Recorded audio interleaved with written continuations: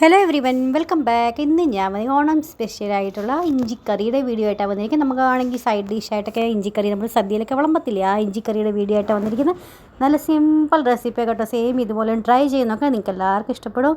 അപ്പോൾ ഏറ്റവും അതിൽ 150 ഗ്രാം ഞാൻ ഇഞ്ചി എടുത്തിട്ടുണ്ട്. നന്നായിട്ട് ക്ലീൻ ചെയ്തതിന് ശേഷം ചെറുതായിട്ട് കനം കുറച്ച് വേണം അരിഞ്ഞെടുക്കാനായിട്ട്.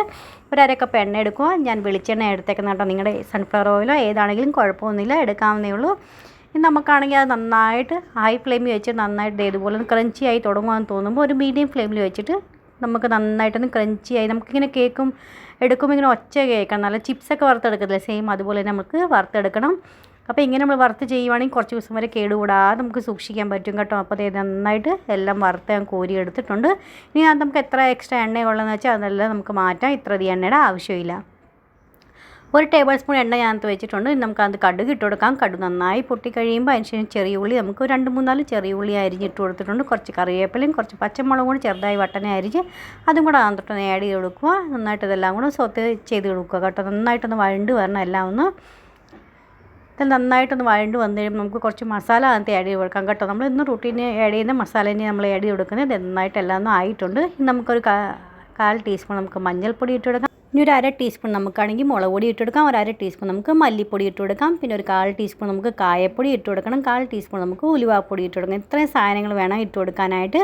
ലോ ഫ്ലെയിമിൽ വെച്ചിട്ട് വേണം ചെയ്യാനായിട്ട്. മസാല ഒന്ന് കരിഞ്ഞ് പോകാതെ സൂക്ഷിക്കണേ. ഇതെല്ലാം നന്നായിട്ടൊന്ന് വഴറ്റിയെടുക്കാം നമുക്ക്. അതിന് ശേഷം നമുക്കാണെങ്കിൽ ഞാനൊരു ചെറിയ നാരങ്ങ വലുപ്പത്തിലുള്ള പുളി ഞാൻ കുറച്ച് വെള്ളത്തിൽ ഇട്ട് വെച്ചിട്ടുണ്ടായിരുന്നു കേട്ടോ. അപ്പോൾ 2 ടേബിൾ സ്പൂൺ അതും കൂടെ നമുക്ക് അകത്തോട്ടൊന്ന് ഒഴിച്ചു കൊടുക്കാം.